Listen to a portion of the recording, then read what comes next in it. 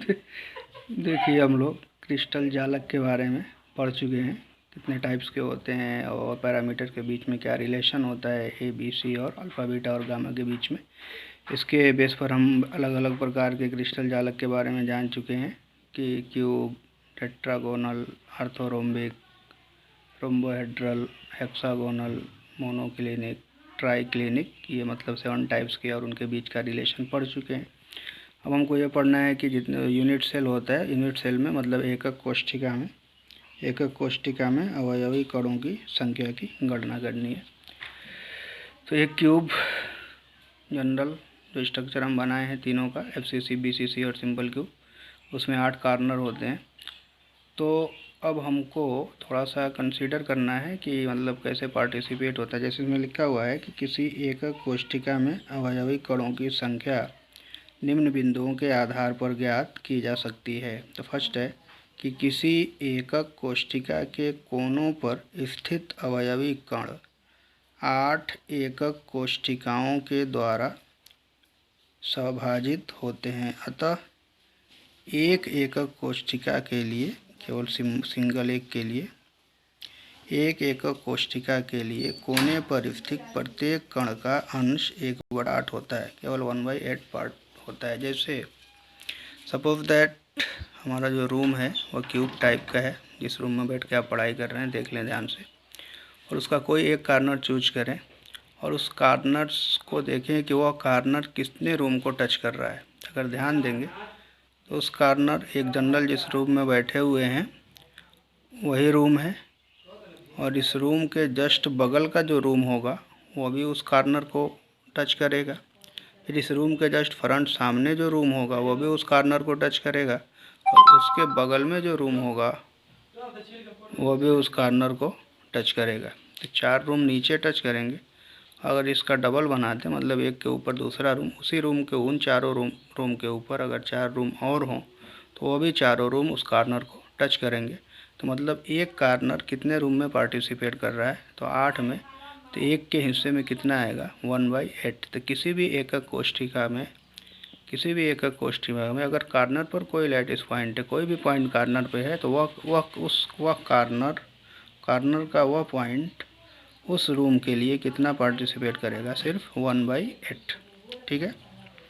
Second है, एकक कोशिका के फलक पर स्थित कण 2 एकक कोशिकाओं द्वारा सभाजित होता है। अतः एकक कोशिका लिए एक एकक कोशिका, अतः एक यहाँ भी होगा, अतः एक एकक कोशिका के लिए फलक पर स्थित किसी कण का 1/2 अंश होता है। अब दीवार ले लो, कोई एक दीवार, कुल मिला के 6 फलक होते हैं क्यूब में। तो दीवार पे जो अगर मान लीजिए कोई लैटिस पॉइंट दीवार के बीच में है तो वो इस रूम को टच करेगा, ठीक इसके बगल वाले को, मतलब 2 के अलावा किसी और रूम को ये टच नहीं करेगा। कहने का मतलब तो केवल इसका एक रूम का पार्टिसिपेट, या एक क्यूब का कितना होगा, सिर्फ 1/2। अगर फलक पर पॉइंट है तो 1/2 हिस्सेदारी होगी। अगर कॉर्नर पे है तो 8 रूम से टच कर रहा है, इसलिए 1/8 होगा। ठीक। अगला है कि एकक कोशिका के केंद्र पर स्थित कण अन्य एकक कोशिका से संबंधित नहीं होता है। अतः एक एकक कोशिका के लिए इसका अंश टोटल क्या होता है, एक। अगर बीच में रख दा कोई पॉइंट, रूम के सीधे बीच में हो, जब रूम के बीच में है तो सिर्फ उसी रूम का है, तो इसलिए टोटल जहाँ पे होगा, अगर सेंटर में होगा तो पूरा का पूरा हिस्सा किसी का होगा, उसी रूम का होगा, उसी एकक कोशिका का।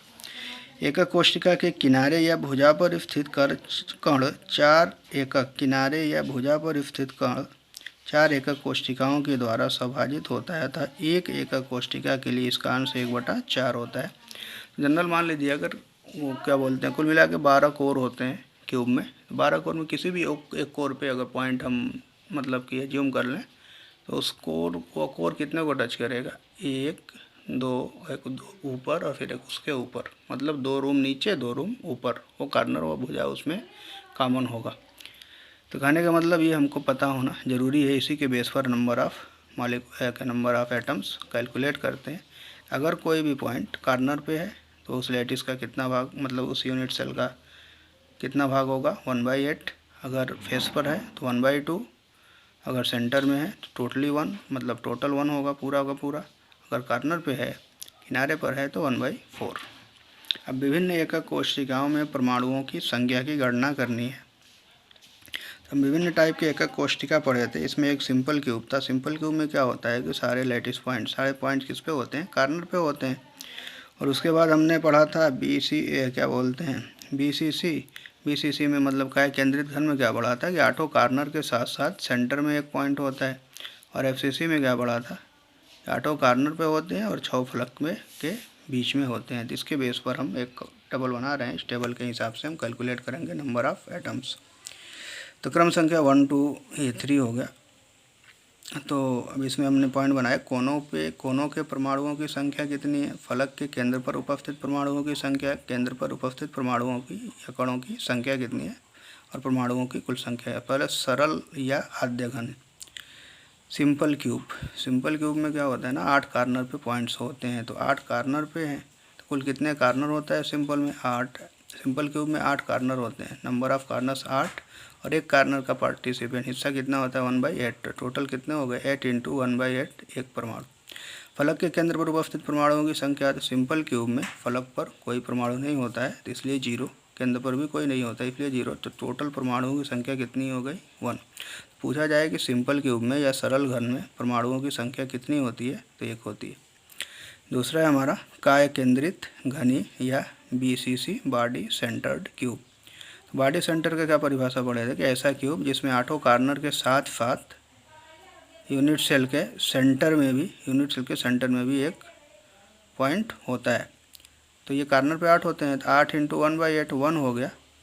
फलक के केंद्र पर उपस्थित परमाणुओं की संख्या, तो फलक के केंद्र पर कुछ नहीं होता है तो 0 हो गया।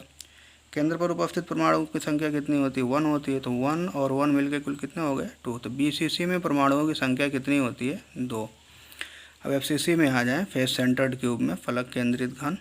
इसमें भी 8 कार्नर होता है और 6 मतलब कि फलक पे होते हैं पॉइंट, फलक के मतलब कि सेंटर में। तो कार्नर वाले 8 × 1/8 कुल मिला के कितने हो गए 1। फलक के केंद्र पर उपस्थित परमाणुओं की संख्या, तो कुल मिला के 6 फलक होते हैं और एक परमाणु कितना हिस्सेदारी करता है 1/2 का, तो 6 × 1/2 कुल कितने हो गए 3। तो टोटल परमाणु की संख्या 3 + 1 = 4, इसलिए कि सेंटर पे एक भी परमाणु नहीं होता है। तो फलक केंद्रित घन में परमाणु की संख्या कितनी 4। सिंपल क्यूब में कितना 1, काय केंद्रित में कितना 2, फलक केंद्रित घन में कितना 4। ओके, अब यहाँ से इसी बेस पर हमारे क्वेश्चन है एग्जाम में पूछा है कि x और y तत्वों से बना एक यौगिक घनीय क्रिस्टल संरचना में क्रिस्टलीकृत होता है। y परमाणु घन के कोनों पर और x परमाणु घन के एकांतर फलकों पर उपस्थित है। यौगिक का सूत्र क्या होगा। एकांतर का मतलब सामने वाला, समांतर भी बोल सकते हैं इसको।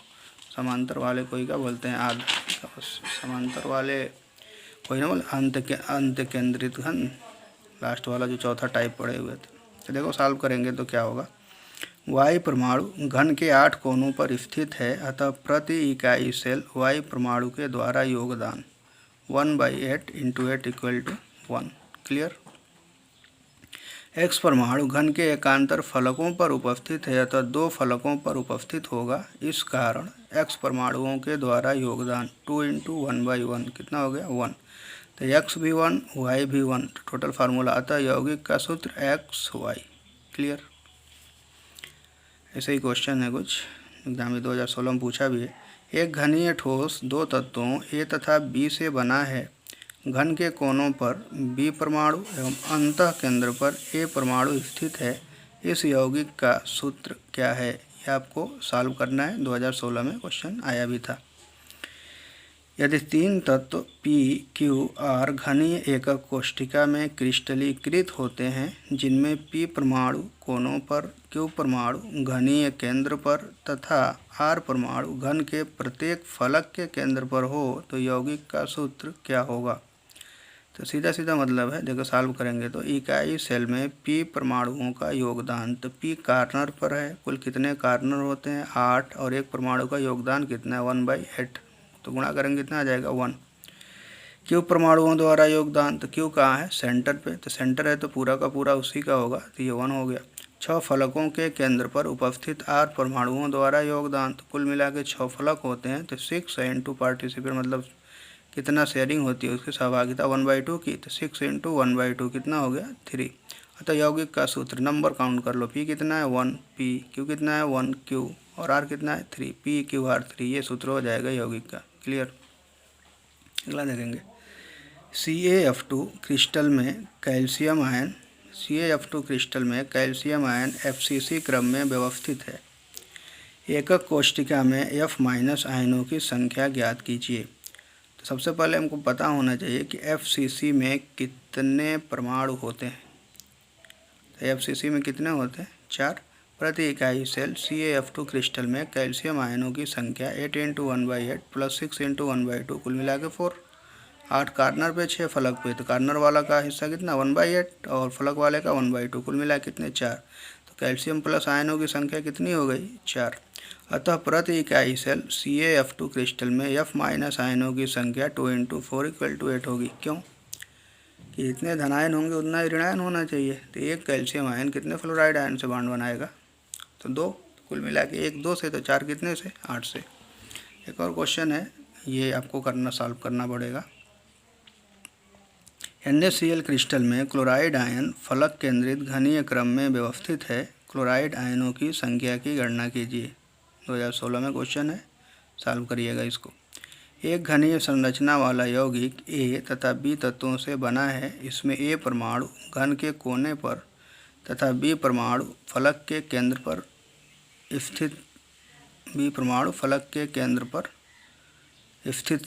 पर है। तो यौगिक का सूत्र ज्ञात कीजिए। तो कुल मिला के 3 क्वेश्चन है आपके लिए। पहला ये 2016 वाला जो बताए थे, एक घनीय ठोस 2 तत्वों A और B से बना है। घन के कोनों पर B परमाणु एवं अंतः केंद्र पर A परमाणु स्थित है। इस यौगिक का सूत्र क्या है? एक क्वेश्चन ये हो गया। दूसरा हमारे ये NaCl क्रिस्टल में क्लोराइड आयन फलक केंद्रित घनीय क्रम में व्यवस्थित है। क्लोराइड आयनों की संख्या की गणना कीजिए।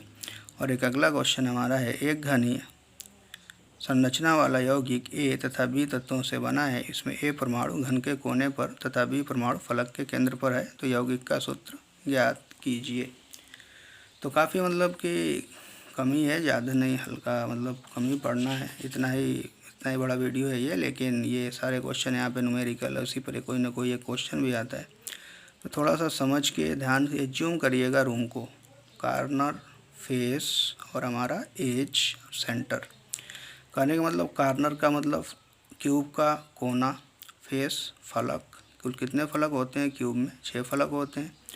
उसके बाद अगर आगे बढ़ें तो कार्नर की बात कर रहे हैं, मतलब कोर की बात कर रहे हैं। जो भुजाएं होती हैं, तो कुल मिला कितने कोर होते हैं? 1 2 4 ऊपर, 4 नीचे और 4 ये सीधा 12 कोर्स होते हैं सेंटर में। मतलब सीधा ये चीज़ हमको याद होना चाहिए कि कोने पर जो परमाणु होगा वह 8 क्यूब से पार्टिसिपेट करेगा। उसकी हिस्सेदारी 8 में होगी। तो एक क्यूब के हिस्से में कितना आएगा? 1/8। जो फलक पे होगा, फलक का मतलब दीवार मान लीजिए अपने रूम का, तो वह रूम कितने रूम से? 2 रूम के संपर्क में, एक दीवार 2 रूम के संपर्क में। इसका मतलब एक रूम के हिस्से में कितना है? आधा इसका आधा उसका। कार्नर पे है तो कार्नर